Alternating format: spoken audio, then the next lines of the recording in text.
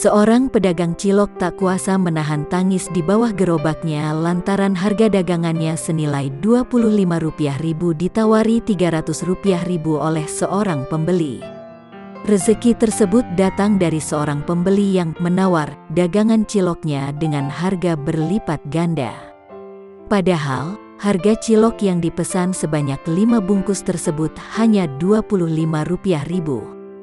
Namun, pembeli itu membayar cilok tersebut dengan harga Rp300.000.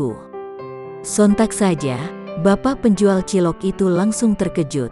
Ia pun menangis bahagia lantaran dagangannya kini sedang sepi pembeli. Reaksi pilu bapak penjual cilok berhasil menyentuh hati banyak masyarakat yang melihatnya.